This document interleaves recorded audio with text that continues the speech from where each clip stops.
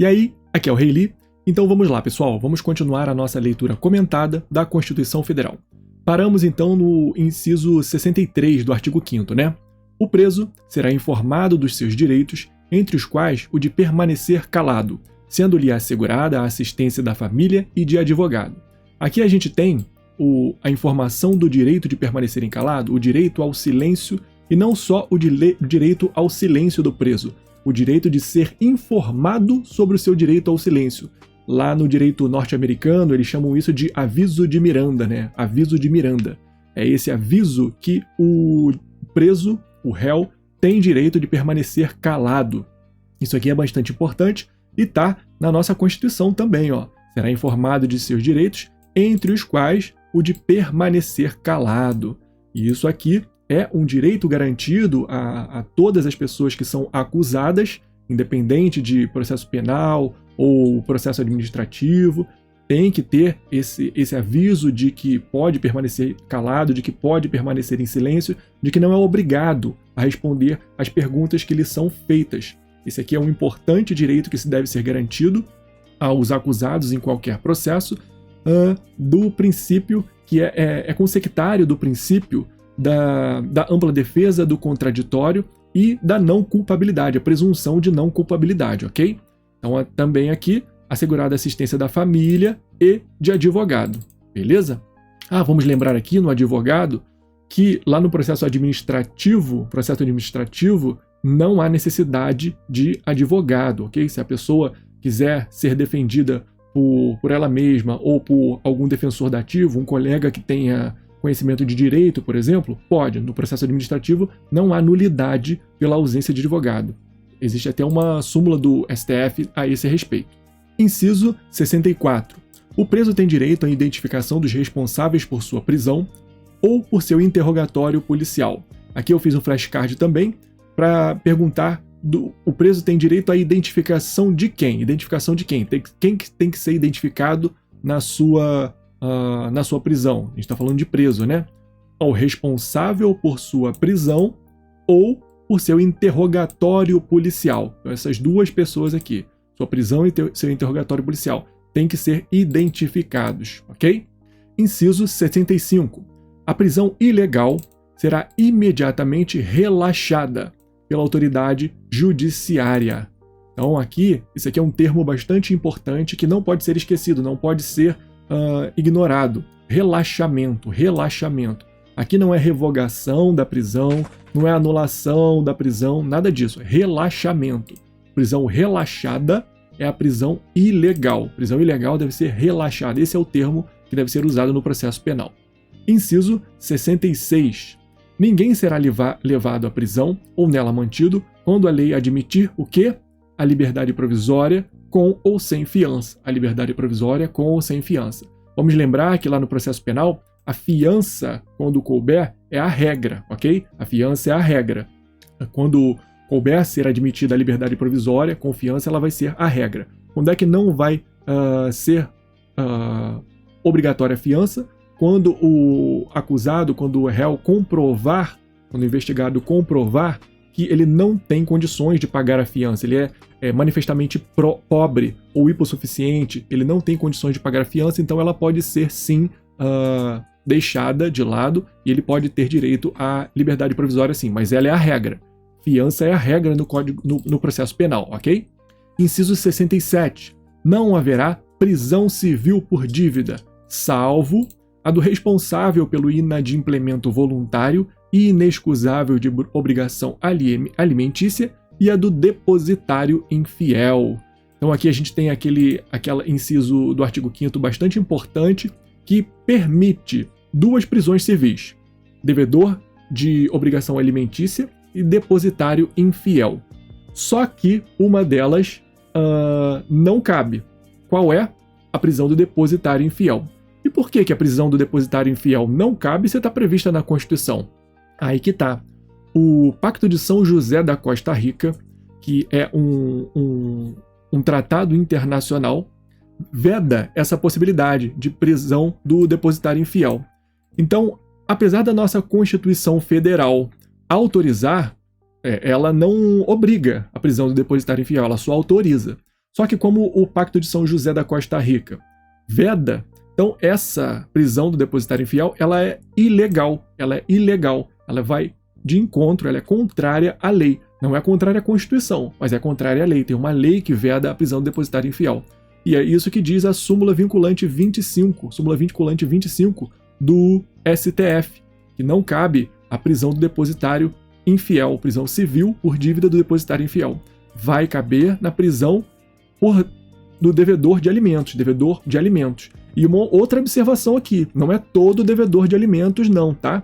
Se for devedor de alimentos em responsabilidade civil, também não vai caber a prisão por dívida. Vai caber a prisão do devedor de alimentos por obrigação de direito de família, obrigação familiar, e não o devedor de alimentos por responsabilidade civil, aquele que atropela alguém, por exemplo, e o juiz condena ele a pagar alimentos àquela pessoa enquanto ela está convalescente, ou alimentos à família daquele que ele atropelou e matou. Existem esses casos, mas isso é por responsabilidade civil, não é direito de família. E a prisão de alimentos, de devedor de alimentos, que dá ensejo à prisão civil, que dá a possibilidade de prisão civil se o devedor não pagar, é o devedor alimentício por obrigação familiar, só ele, ok?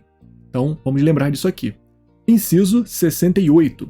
Conceder-se-á habeas corpus sempre que alguém sofrer ou se achar ameaçado de sofrer violência ou coação em sua liberdade de locomoção por ilegalidade ou abuso de poder. Então aqui a gente tem as possibilidades do habeas corpus, bastante importante, ok? Alguém sofrer ou se achar ameaçado de sofrer. Então sofrer, a gente tem o habeas corpus repressivo. Se achar ameaçado de sofrer, a gente tem o habeas corpus preventivo, o salvo-conduto. Violência ou coação em sua liberdade de locomoção, também chamado de liberdade ambulatória, liberdade de locomoção, por ilegalidade ou abuso de poder. Então, essa é a possibilidade de habeas corpus, beleza? É o cabimento do habeas corpus. Inciso 69.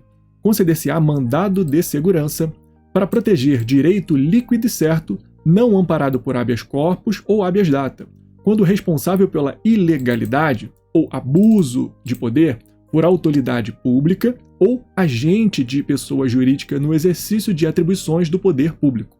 Aqui a gente tem o mandado de segurança, também chamado de writ, W-R-I-T, writ, mandado de segurança. E para que ele serve? Para proteger direito líquido e certo, né? Todo mundo sabe isso. Mandado de segurança é para proteger direito líquido e certo, mas não é qualquer direito líquido e certo. Não pode caber habeas corpus e nem habeas data. Se for o caso de habeas corpus, só cabe o habeas corpus, liberdade de locomoção. Não vai caber mandado de segurança.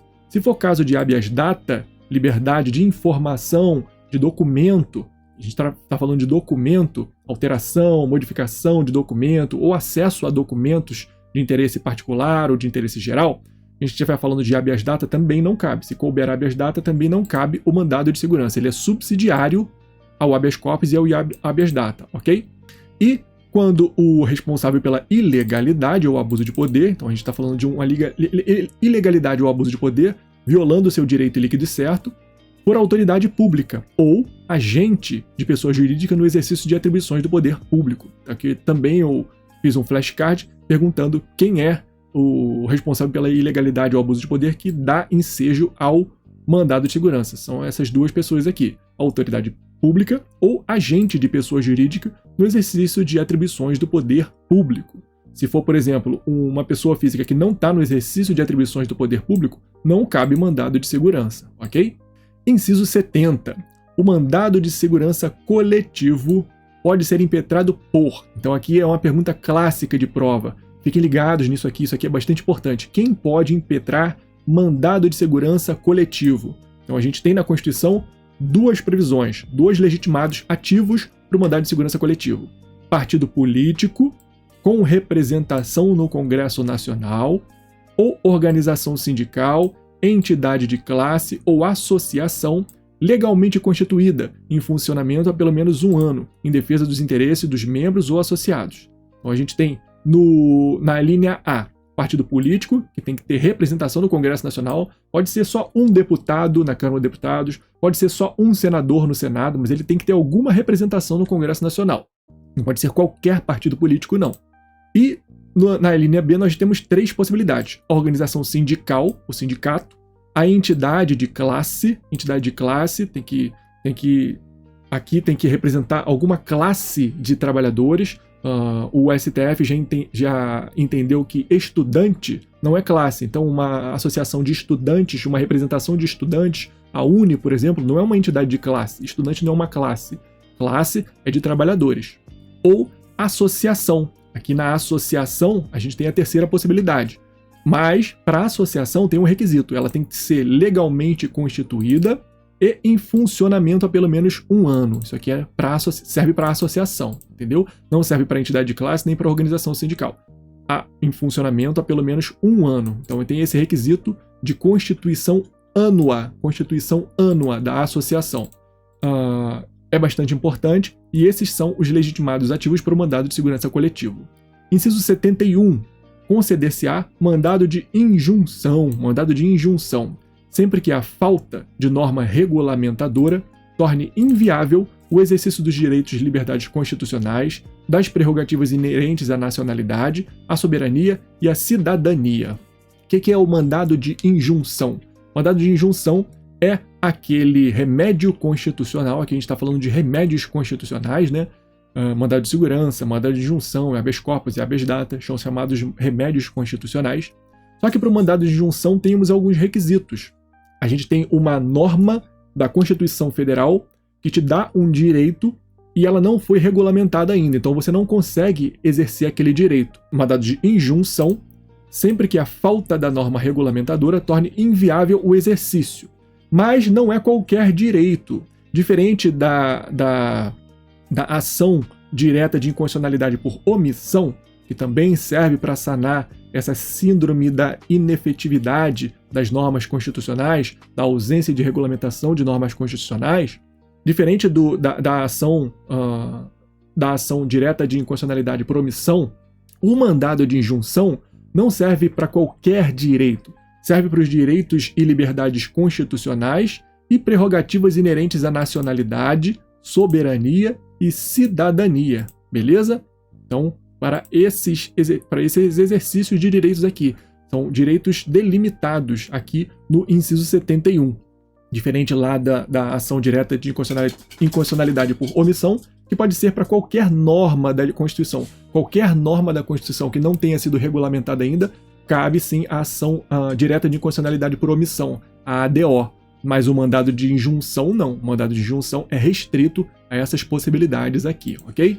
Inciso 72. Conceder-se-á habeas data. Então a gente chegou aqui no outro remédio constitucional que é o habeas data. Falei lá em cima, né? Para que serve o habeas data?